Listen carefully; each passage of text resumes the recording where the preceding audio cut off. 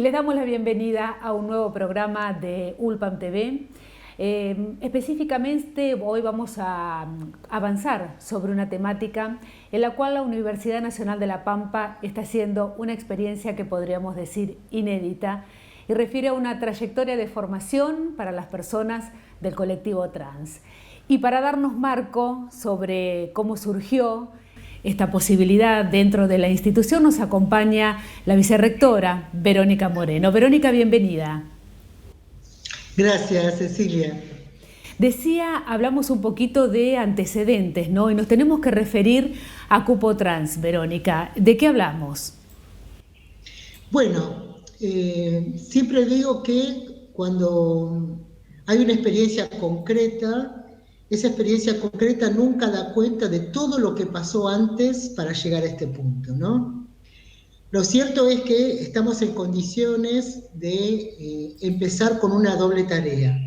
Por un lado, jornadas de sensibilización para el personal no docente de nuestra universidad, pero también vamos a iniciar todo el proceso de formación para el colectivo trans que esté interesada en empezar a trabajar en la administración pública. ¿Por qué digo que esto de algún modo corona todo lo anterior? Porque sin nada de lo anterior esto no hubiera sido posible. Digo, en primer lugar, tengo que referirme a la ley que permite, la ley de identidad de género, que desde el año 2012 ha permitido poner en el escenario, en agenda social, las problemáticas que rodean a un colectivo particular que uno puede identificar o podemos llamar como colectivo trans. Esto es como el paraguas dentro del cual uno puede referirse y en el cual se apoya para darle legitimidad a todo lo que después se inicia. En el año 2018, el sector estudiantil hace una presentación en el Consejo Superior de la necesidad de legislar respecto de garantizar al menos un porcentaje de trabajadores del colectivo trans dentro de la universidad. En el año 2019 esa iniciativa se aprueba y en el año 2020, recién a finales de este año, en diciembre del 2020, se aprueba esta iniciativa de reglamentar las posibilidades y concretar así el colectivo trans como trabajadores no docentes dentro de la universidad. Decía Verónica sobre el comienzo que es una experiencia inédita porque no sé si en el resto de las universidades del país se ha caminado en este sentido, ¿no?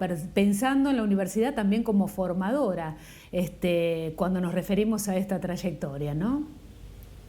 Bueno, la verdad es que nosotros estuvimos buscando otros antecedentes porque cuando uno mira en la agenda pública, uno ve que desde el nivel nacional como a nivel provincial, como también nuestros municipios, han empezado a discutir y han de algún modo reglamentado este porcentaje para trabajadores dentro de la administración pública. Eso nos motivó a nosotros a pensar cómo poder garantizar en los hechos este porcentaje laboral. Porque cuando uno ve la ley lo que dice es garantizar el 1% de los trabajadores no docentes para el colectivo trans, pero que sean idóneas para el cargo. Esa expresión de idoneidad para el cargo, que nosotros también compartimos, y digo nosotros porque también lo hemos conversado con el sector, con el gremio no docente, esta idea de idoneidad nos está diciendo que no se trata simplemente de contratar a una persona, sino que se trata también de garantizar que esta persona tenga las herramientas como para ocupar ese lugar. Como nosotros conocemos y sabemos, hay estadísticas, hay estudios, en la academia muchísimos académicos se dedican justamente al análisis de cuáles son las condiciones, de qué estamos hablando cuando estamos hablando de personas que provienen del colectivo trans. Sabemos que la cuestión de la idoneidad no está garantizada en ellas. ¿Por qué? Porque estamos hablando de un sector social fuertemente vulnerabilizado. No todas las personas han podido completar una trayectoria educativa, no todas han podido garantizar espacios concretos y formales de trabajo. Eso hace que estén en condiciones más aún que el resto de la población de vulnerabilidad. Digo, cuando uno habla de vulnerabilidad social, lo que está diciendo es que las desigualdades sociales presentes en nuestro día no se distribuyen igualitariamente en la población, sino que hay sectores sociales que están en desventaja respecto de otros, ¿no?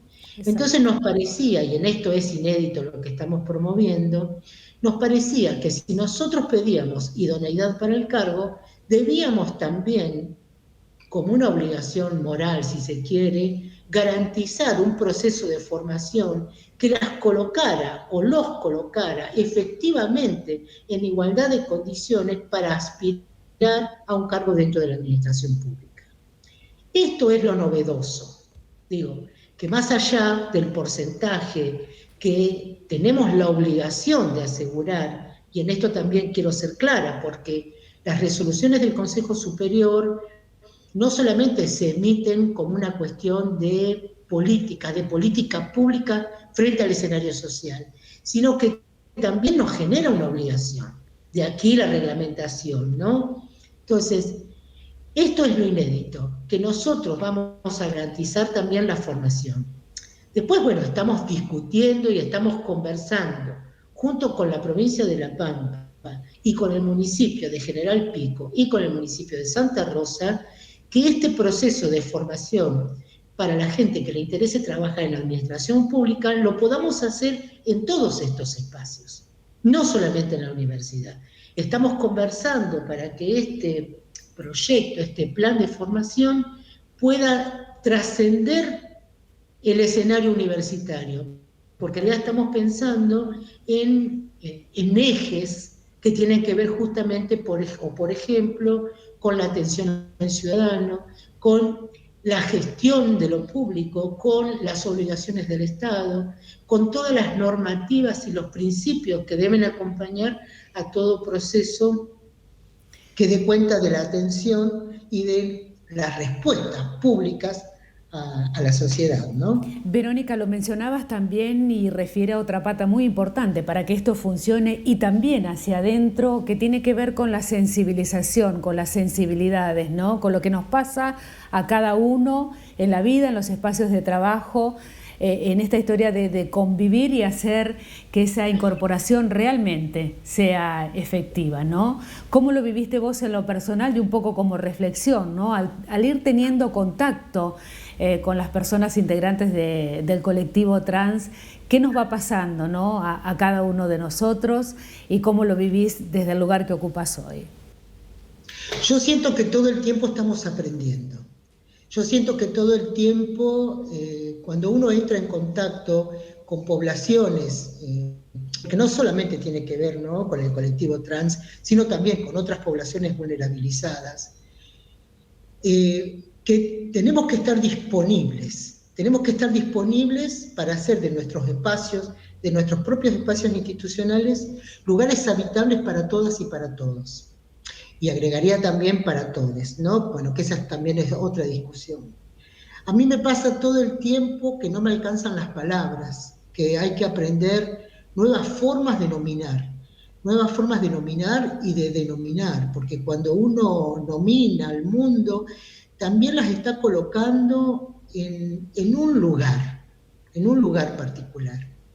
Cuando uno se imagina que todas y todos tenemos derechos sociales y estamos en disputa por estos nuevos lugares sociales, ¿no?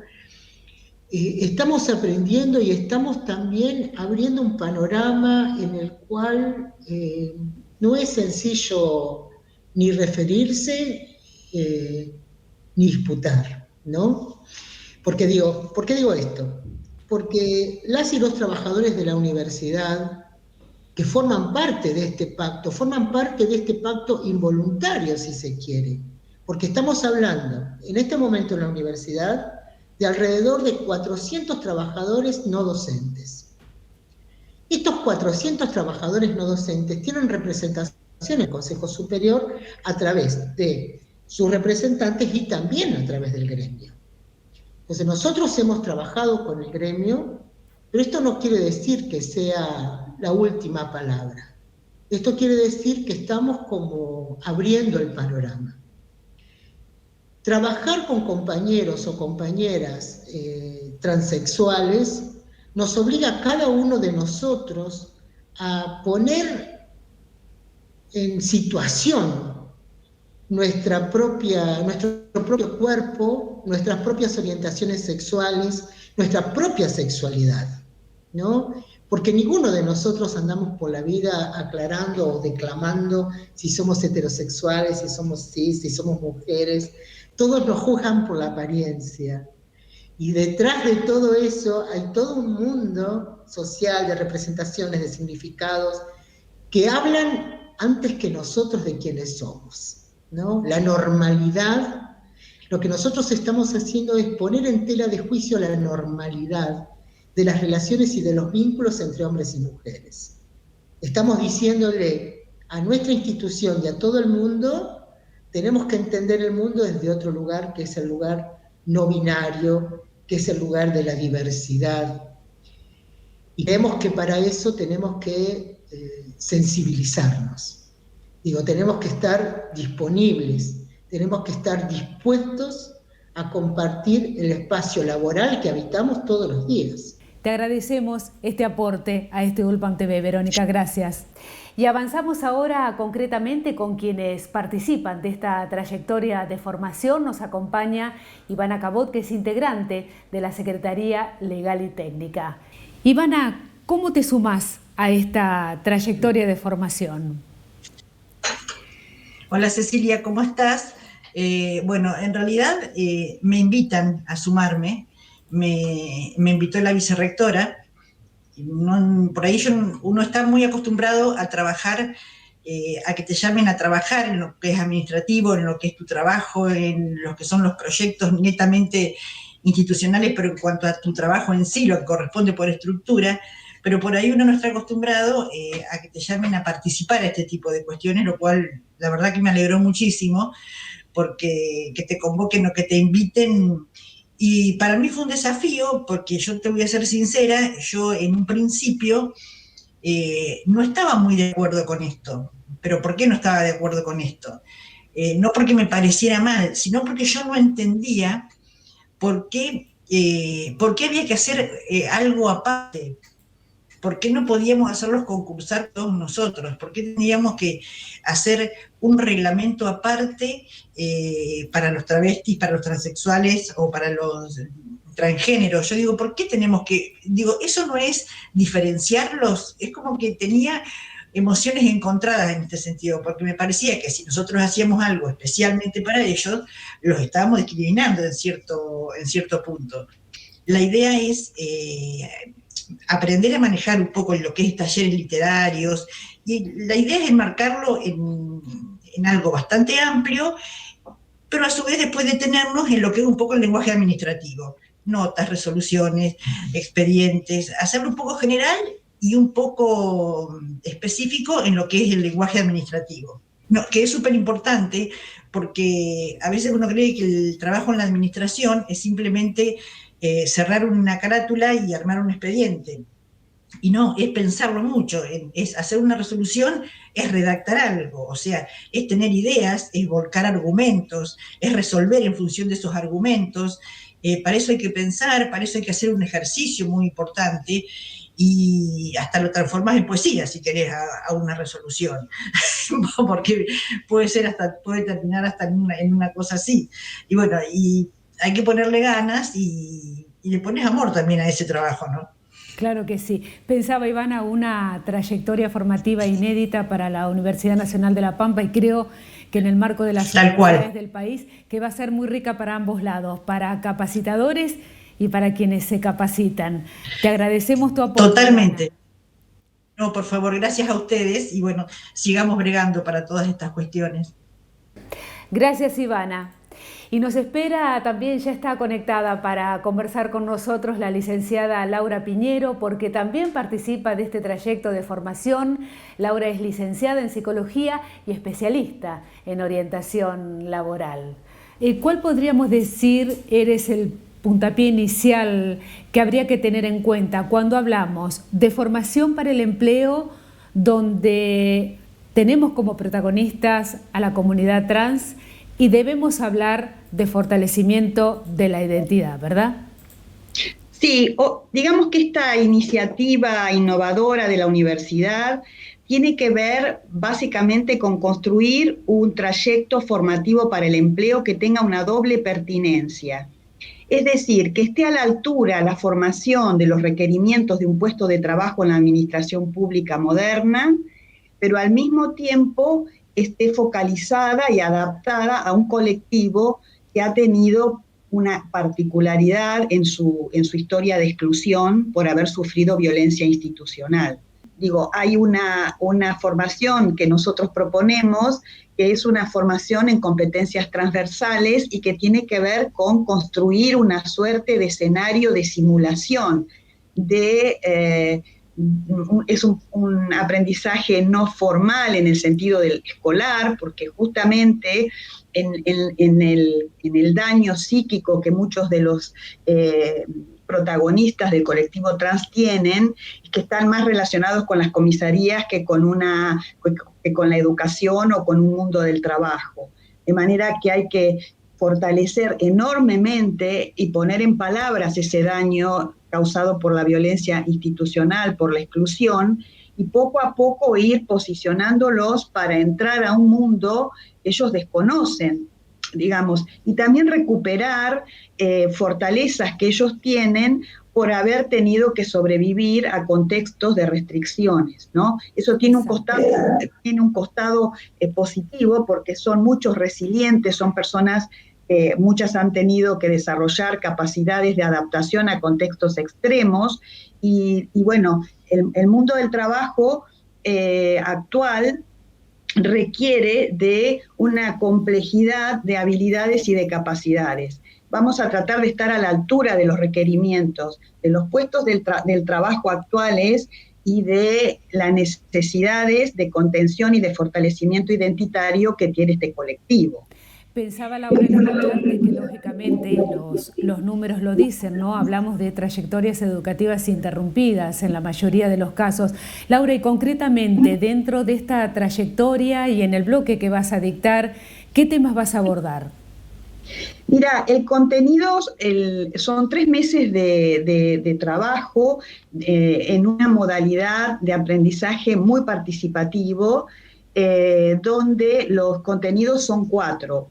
Hay una introducción al mundo del trabajo, que es importante tener noción de cierta historia del mundo del trabajo y lo que es el mundo del trabajo pospandémico o durante la pandemia, que ha sufrido al menos una transformación acelerada que requiere competencias que antes no se requerían, ¿no? Eso es un nudo muy importante, que es la adecuación que toda persona tiene que hacer en el mundo del trabajo, pero también tener noción de derechos en este colectivo para que la violencia institucional sea ejercida.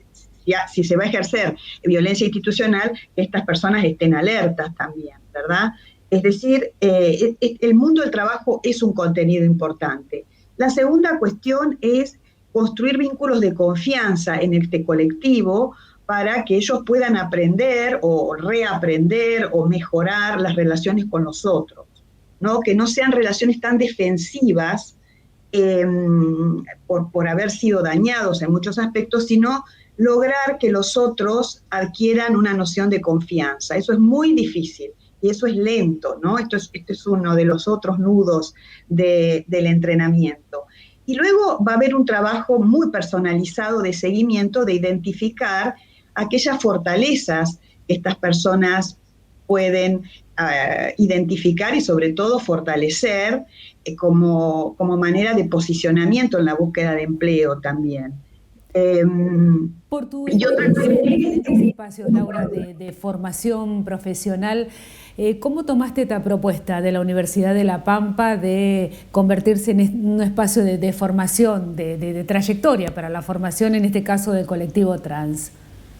Bueno, a mí me parece es un desafío, es la primera vez que lo vamos a hacer, somos un equipo interdisciplinario, yo me voy a dedicar a las competencias transversales, pero hay un equipo ocupado de las competencias específicas, de los requerimientos de los puestos de la administración pública, y también hay un contexto muy interesante donde el gobierno provincial, los municipios, los consejos deliberantes están luchando para construir cupos. Hay también organizaciones no gubernamentales desde su activismo sumados a este proyecto y hay evidentemente una capacidad de escucha de la universidad de abrir las puertas a personas, ya hay una política pública de la universidad, a personas con enormes dificultades de inserción social y laboral, ¿no es cierto? No la universidad pensada solo para una élite de personas que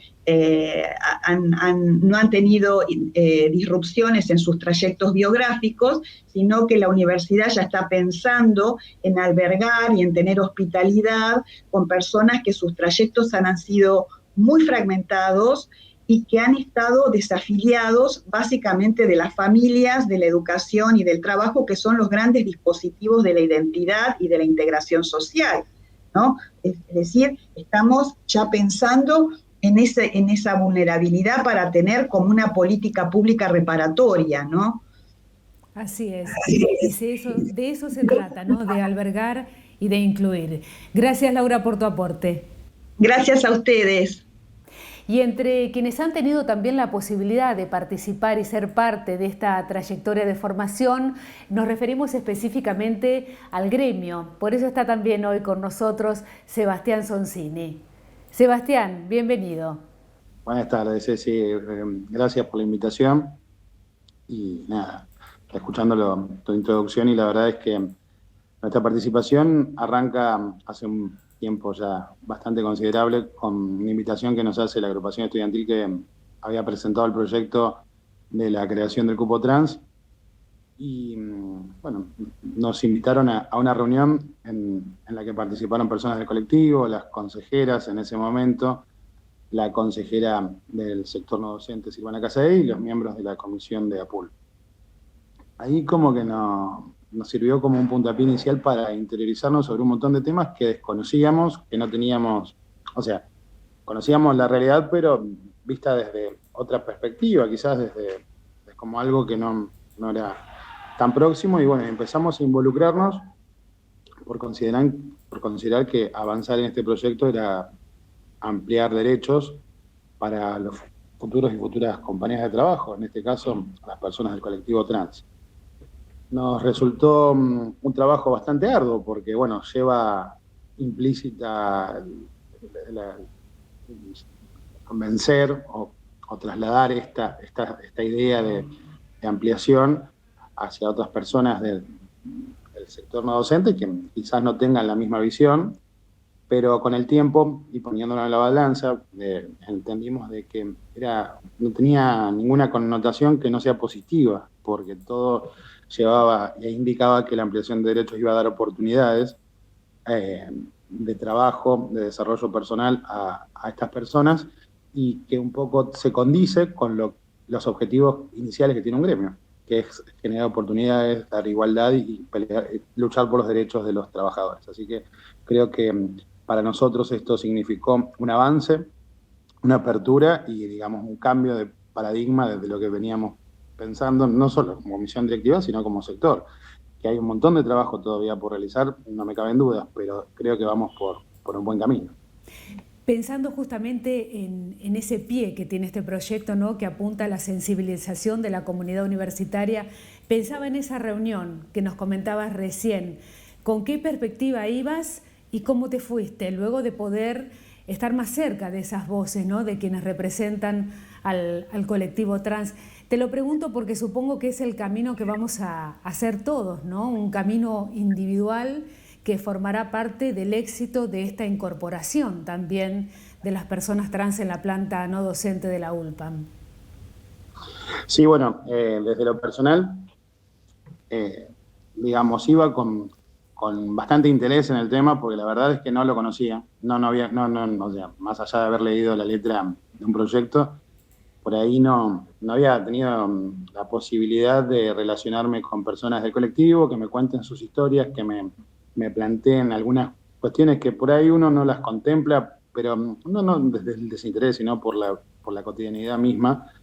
Y la verdad es que me fui con expectativas, me fui de esa reunión con grandes inquietudes y con interés para poder avanzar. Me generó el interés de poder seguir trabajando, apoyando, acompañando que la aprobación de ese proyecto, y con el interés de participar posteriormente de la comisión que reglamentó esa resolución.